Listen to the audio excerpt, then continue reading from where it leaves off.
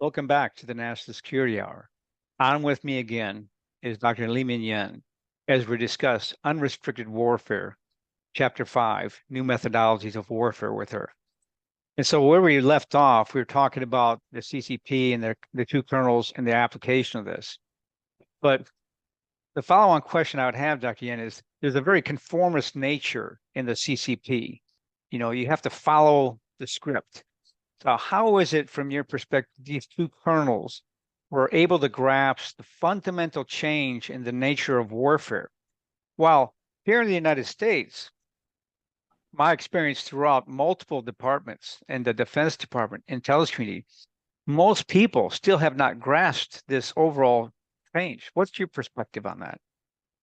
Thank you, sir. So first, this kernel, they are trained under CCP's doctrines, and then they know what People's Liberation Armies are doing, and they know what CCP is thinking. So that's why they can learn this U.S.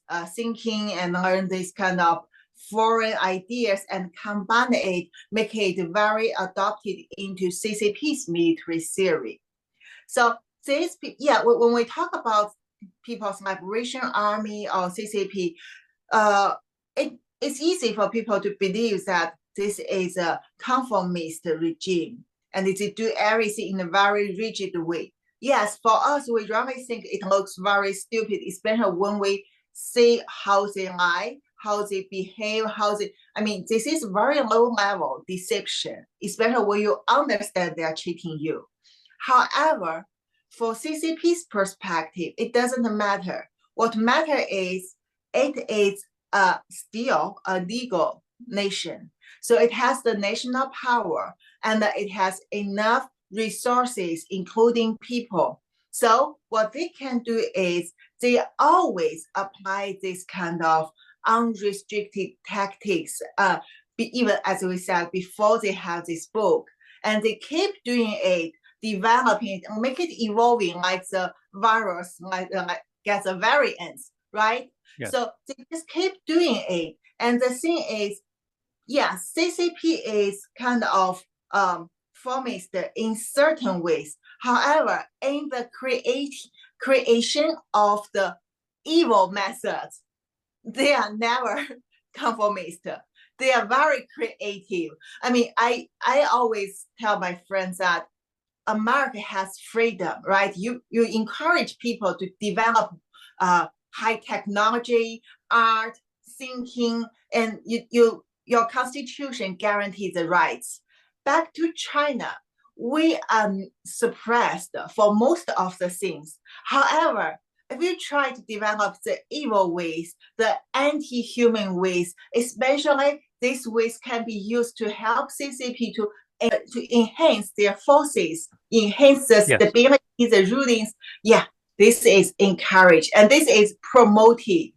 So the more you read about their whatever military theory, political theory, and also propaganda, all these things, you will realize this kind of creative is the only freedom CCP allow their people to have. So that's why it's kind of you are watching that the killers are competing with each other to develop the best way to kill others, to kill more. So this kind of military theory is just one example. So that's very interesting because that's a great point you make for the listeners and for myself is that, I just like in the old Soviet Union, there was a large number of people indoctrinated. You followed the Comintern, the Communist International, you followed the internal party policies and such. But there was a great deal of flexibility within science, within the capitalist system, for example, in China, and also to expand the Chinese power and base. And so what comes to mind in this is Jack Ma, right? Jack Ma has found out, I think now 3 or 4 times, that he has limits to what he can do, right? Chinese billionaire, he goes out, makes a lot of money, but then he goes and becomes too popular. And then he's silenced and he's brought back in. And he's told to sit down, shut up, and color. And then he's let back out again. And so the same approach I would assume is happening within the military is, to your point, it's the reward system. If you're rewarding these people for coming up with things that advance the party, that advance the power, they're incentivized for that, and money, financial, and other and promotions. But if you go off script, as you said, with the power of the state, it can quickly squash you. And in many cases, they just take you off the earth, as you said, because there's no qualm about removing human beings. So as I read through this chapter, what was striking is that this was written about 25 years ago. And these two colonels at the time understood what our IC and DOD, as I mentioned today, still fail to realize that technology is not the solution, that it's another stage, it's another phase that has taken over. For example, they write, observing, considering, and resolving problems from the point of view of technology is typical American thinking. And this is when you and I've talked before. I've talked about us chasing the shiny objects, right? We want to chase the toys, chase the shiny objects.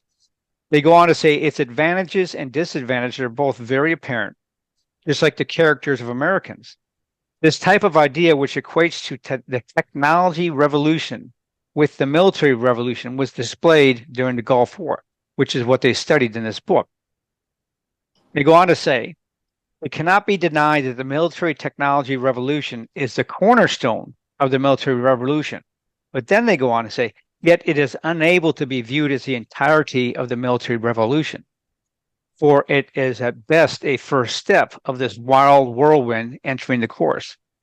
If the military revolution technology is called the first stage, then we are now essentially important in entering the important second stage of this revolution.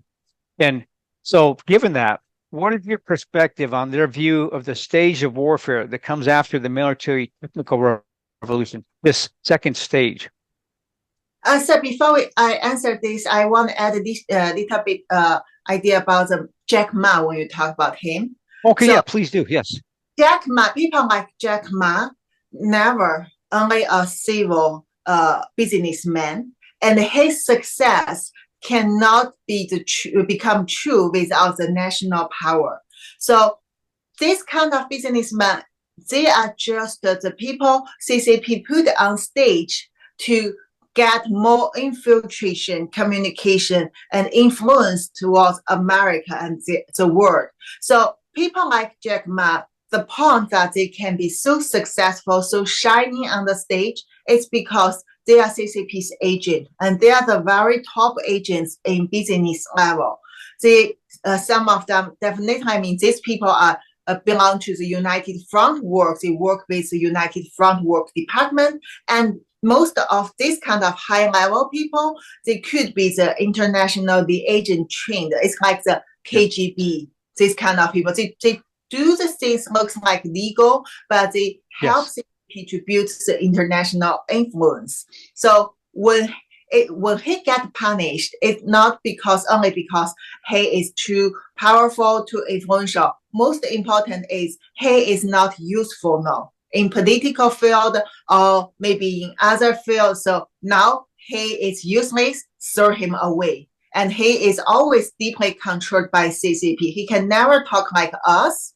He can never speak out because they have CCP's rules they can eliminate these guys in various ways. And when we talk about the second stage of the one second there. So let's stick with Jack Ma for a second, because you're raising some really critical points here. Because Americans were infatuated. A number of Americans were infatuated with the Chinese billionaire. But as you point out, it's all a front. He's an actor. He's part of their stage propaganda and misinformation. Okay. And this is where Americans don't realize that his efforts are mirrored by so many across the academic, the economic, the research and development, science field, and others. Everyone comes with glowing credentials, glowing smiles, all friendly and such. But every one of those is a CCP agent who has a specific agenda to it. And this is all part of, as the colonel's right, of this unrestricted warfare. So let's go back to the question on the second stage of this revolution and your thoughts on that.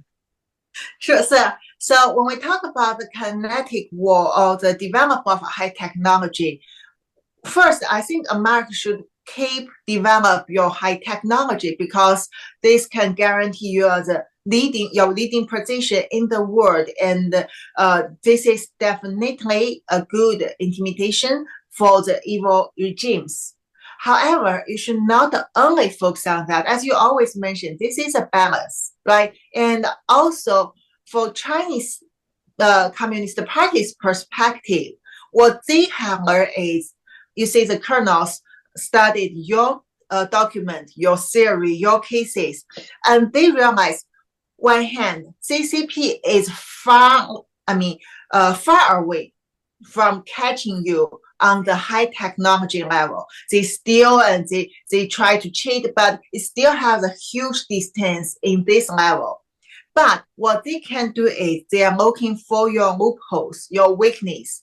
And your weakness is your technology going so fast, so quickly, and your military thinking cannot catch it up. So that means you have a new toy, but you don't know how to well use it and how to combine it with the previous toys, weapons, I mean. And so Yes. For this level, and it takes time for you to develop your new thinking because Americans working in a more strategic and also scientific way. You need to do tests and you need to go back, discuss, you need to collect data.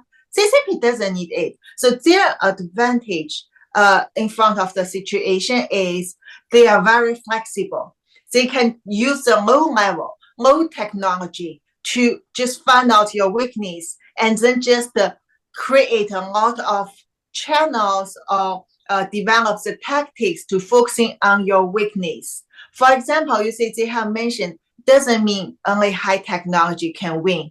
Low technology, if you can apply it well, combine with people, combine with sacrifice, forget all the rule of laws, then they have a lot of opportunities. And also very important thing is China never have rule of laws. So CCP is not good at playing the games under rule of laws. So they have to break through the laws.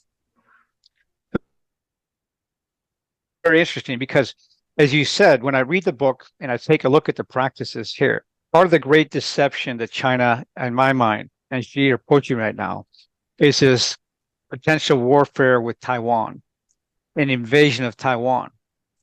Because the bulk of Chinese military is focused on maintaining control of their people, right?